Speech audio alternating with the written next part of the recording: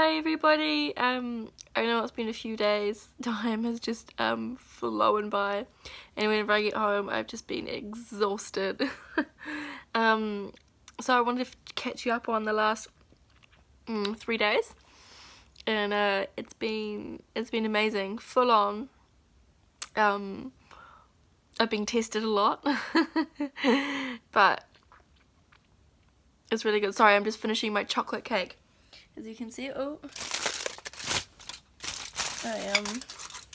ordered some delicious room service because I was so tired. I didn't want to go to the restaurant, so I just ordered yummy dinner and some chocolate cakes. Can't go wrong with chocolate cake.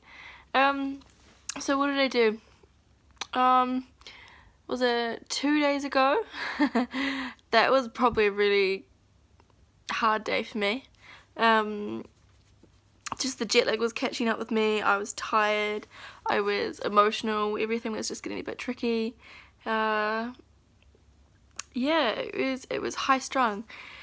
What did we do? It was a really beautiful start though. I went to the oldest mosque that is in Africa, and it is beautiful. I really recommend going to that.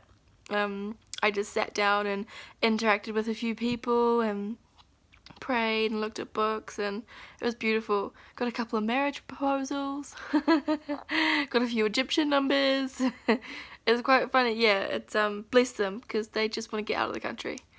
But here they are trying to propose their love for me, and it's quite funny when they know where you're from. They will try and sell that they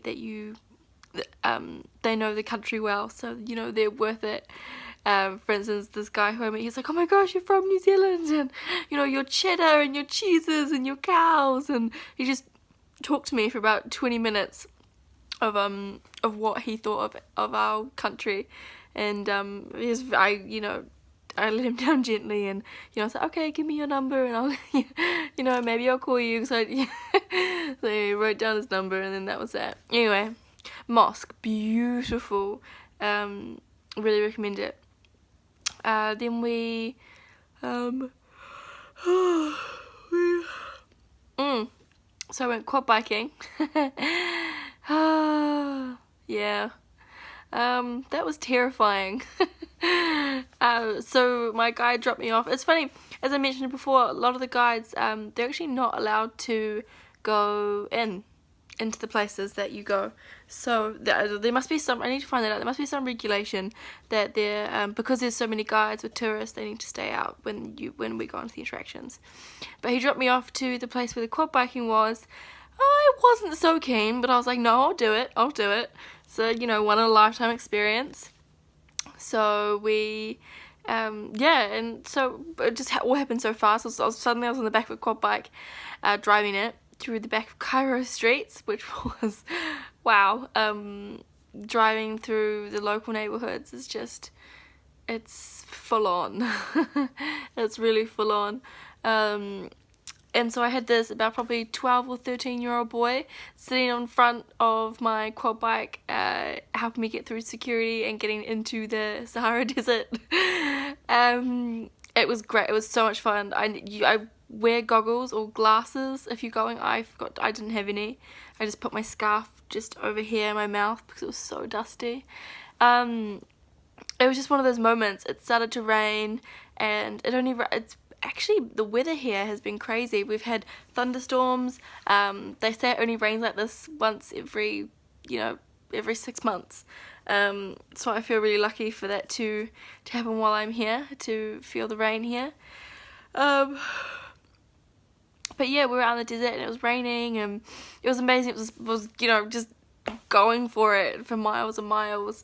And then it kind of hit me that I was in the middle of the desert with someone who didn't speak English, and I was alone. And I know, I felt unsafe. I freaked out a little bit. I wish I had insisted to have my guide with me or not go. It all just happened so fast, I didn't quite have time to process it. So yeah, I was kind of just in tears in the middle of the desert, really just wanting to get back. It was beautiful. I made the most of it. I got some amazing photos. Driving through the desert was incredible, but yeah, I definitely felt a little just on edge, and it was hard because that's where they dump all the dead animal carcasses. So, you know, a lot of the animals here are really mistreated, like the camels and the horses and the donkeys. So, you know, you see them left to die basically in the desert, and it's horrific. It was really hard. But yeah, so I was a little shaky after that. So we went to then the a Nile cruise dinner, which was, it was such a good way to unwind. I had a hookah and a vodka, and I relaxed. I was so on edge. It was just, yeah.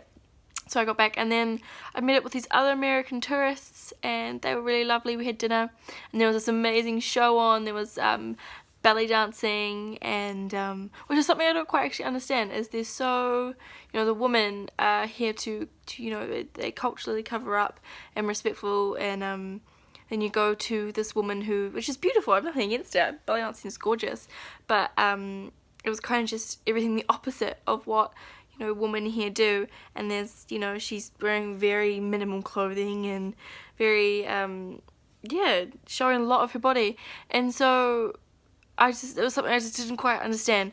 But it was a good show, and there was this amazing guy who was doing all these magic tricks, and it was cool, and he knew a lot of different languages, like interacting with the tourists, like, you know, Chinese and Korean and French, and he counted to 10 in Māori, which is the Kiwi slang language. So that was cool because he knew who I was, Kiwi. Yeah, dinner was awesome. Sailing down the Nile was beautiful. It's mesmerizing. I can't wait. I'm gonna do it again because I've got time, so I'm gonna go and find another Nile cruise and go do that. But yeah, and then I went back to my hotel and slept like a baby because I was exhausted. It had been such a crazy day.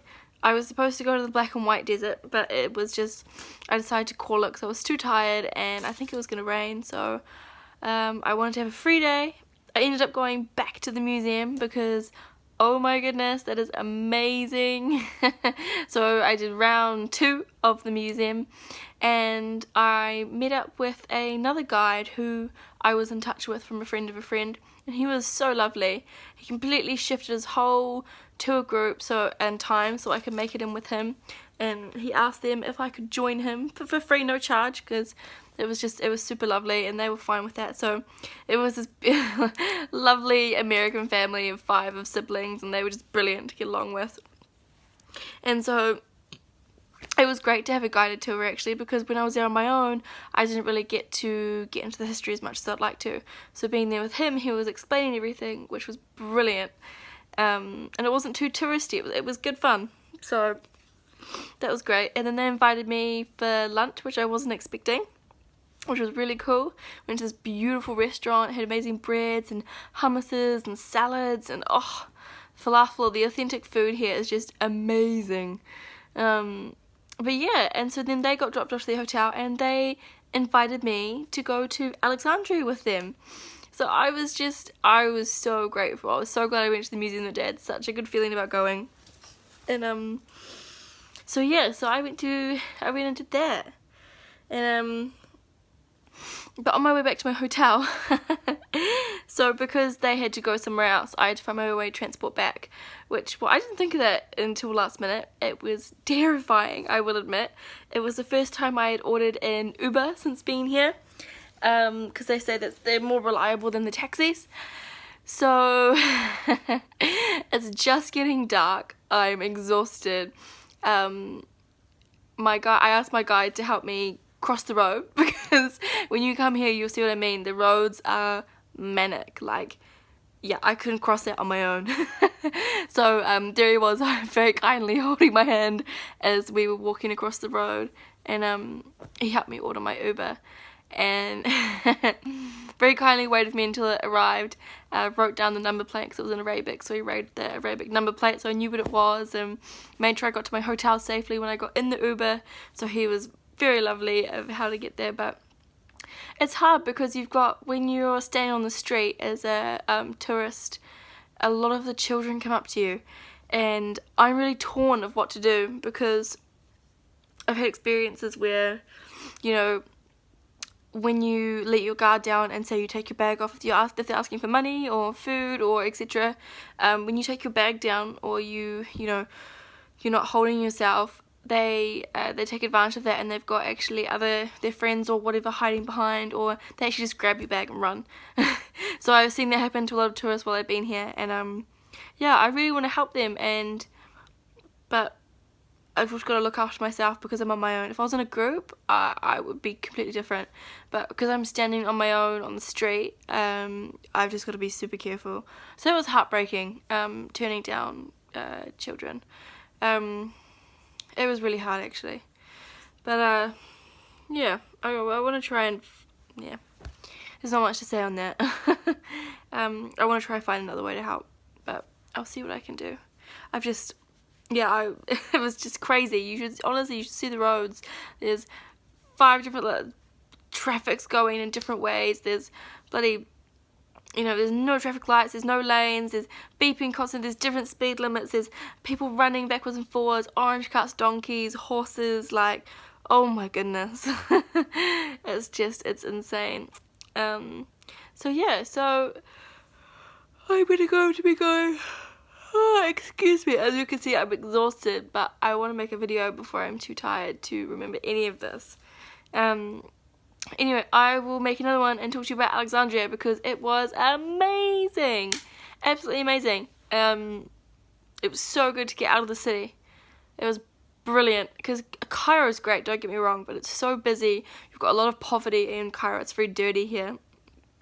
But going to Alexandria, which is about two-hour drive out from Cairo, you can see it's a lot more of a wealthier place. It's a lot more relaxed. You've got people sitting down, having lunch. You know, there's no busy traffic. There's no no one trying to sell you stuff constantly. You know, you can actually, I could peacefully walk down the road and just relax.